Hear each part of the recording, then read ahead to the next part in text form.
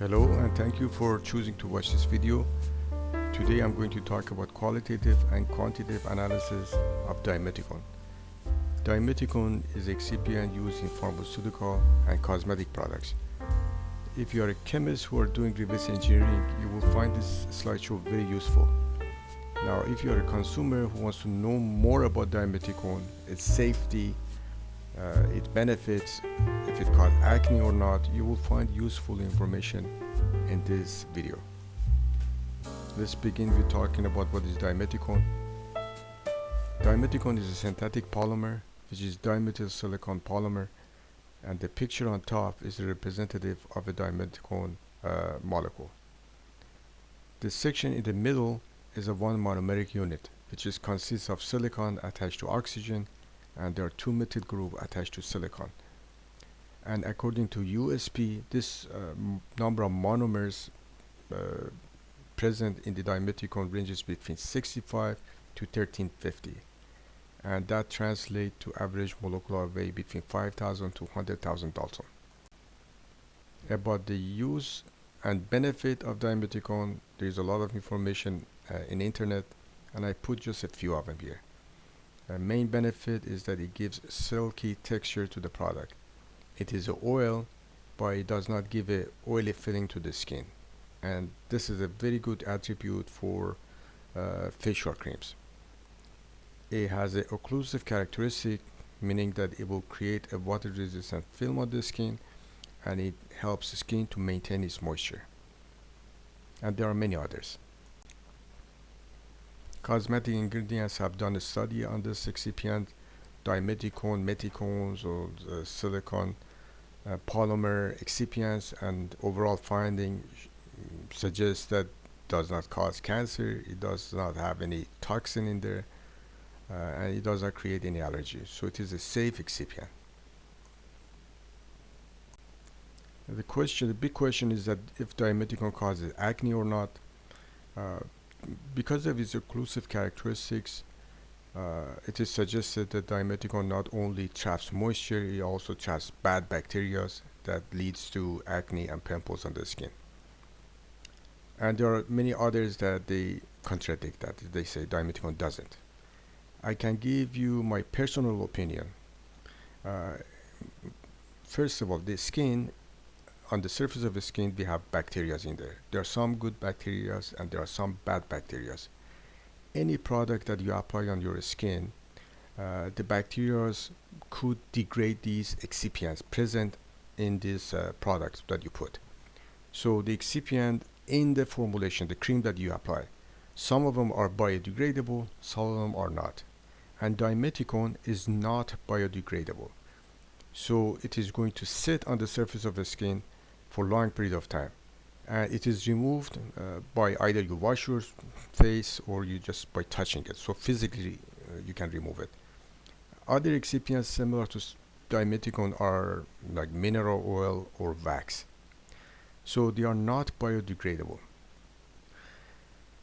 And in my opinion, again, dimethicone could cause acne if the amount in the formulation is very high, or you just put dimethicone 100% on your skin. There is a possibility it will cause acne. But if the amount of dimethicone in the excipient or in the formulation that you use, the cream, the facial cream that you use, is at IID limit, FTIR IID limit and below, most likely it does not. But again, this is my personal opinion only. The big question is that if dimethicone is a compendial excipient. The answer is yes.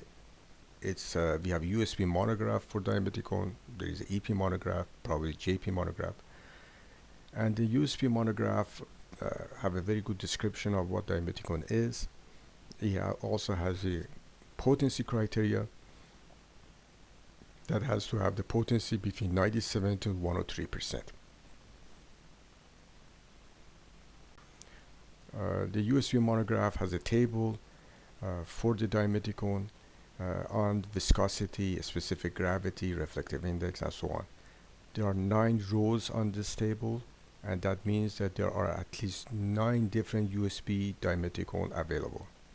And if you want to use or purchase dimethicone, usually they are the name of dimethicone comes with its viscosity. That is, you could ask for dimethicone 350 or dimethicone 500 or dimethicone 1000. So if you use dimethicone 350 in your product, that dimethicone, that particular USB dimethicone grade has a viscosity between 332 to 367 according to this table. So we have 9 different USB grade of dimethicone available in the market.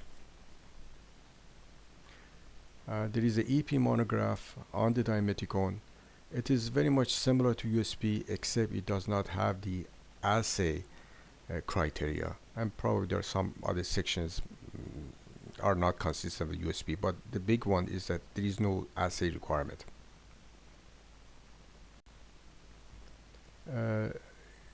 In FTIR database, surprisingly to me, is that there is only one entry for dimethicone, and that's for dimethicone 350. So this excipient is reported to be used in topical cream, and the amount is only 1% weight per weight.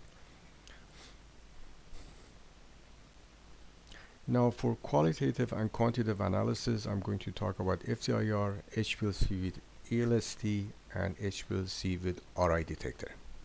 3 different methods.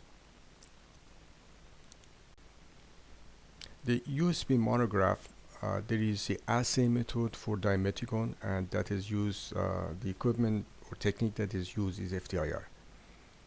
If you read this method, you quickly realize that this is very much for raw material testing. That is, you have to put 100% pure dimethicone in the sample holder, make a measurement, and compare the intensity at 1259 centimeter reciprocal to the USB standard. This method makes it not practical for someone who wants to do reverse engineering. And if you want to use this method without any modification, then you need to extract dimethicone from your formulation, and you have to make sure that you only extract dimethicone, nothing else. So that makes it not very practical. However, there is a publication by Torado team that they have used or modified USB method, and in their method they are extracting dimethicone using carbon tetrachloride, and they use the solution in the liquid FTIR sample liquid holder, and then they do the quantitation using the vibration band between 1000 to 1200 centimeter reciprocal. I have used this method. It is very practical, very good, and I can say that you don't need to use carbon tetrachloride. You could use chloroform or dichloromethane. These 2 other solvents also work. And the drawback would be in some formulation you may have interference from the other excipient, and sometimes you don't. This method is very good for quantitation. You can only tell the amount, but you cannot do grade determination.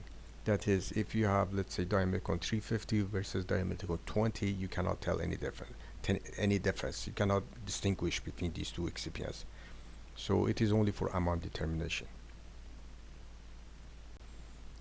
The next method is the HPLC with ELSD, and this is the chromatogram of dimethicone 350 that is generated using a C8 column. Mobile phase A is water, acetylene nitrile, and TFA. Mobile phase B is THF. And this chromatography, you see that dimethicone is well separated from all other excipients in the formulation. This is an excellent method for qualitative and quantitative analysis. So you can do the amount determination, and also you can do the grade. So if you have, let's say, dimethicone 100, the retention time for sure going to be different than dimethicone 350. There is another HPLC ELSD with the ELSD detector available in internet, and that is published method by Shimatsu. They have done the dimethicone quantitation in a hair conditioner. The column, mobile phase, and all other HPLC parameters are available. I have I have attempted to use this method and I end up modifying it slightly. So it is very likely that you may need to do some changes to the method to make it suitable for your task. The next method is HPLC with RI detector. That is again is a published method by Ronak team. All the information about the column, mobile phase, and HPLC parameters are available. It's an isocratic method, and the mobile phase is hexane, ethanol, ethyl acetate. I have used this method with for my qualitative and quantitative analysis with some mixed result because it's isocratic, and if you have interfering peak from other excipient, I note my experience was that it was difficult to separate the peaks or interfering peaks from the peak of dimethicone. You are limited to changing the mobile phase composition, and I can tell that the ELSC gives you a better options for remove the interference than the RI. But again, with some products I had very good result with this method. With some other products I was challenged.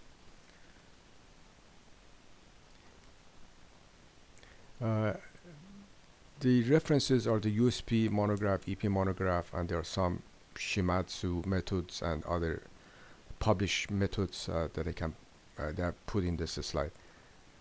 And if you like this video, I appreciate you click the like button. If you have any comment, if you have any experience working with the dimethicone, I appreciate you write a comment. And if you like to watch more videos from this channel, I appreciate you become a member and subscribe to this channel. Thank you very much and have a good day.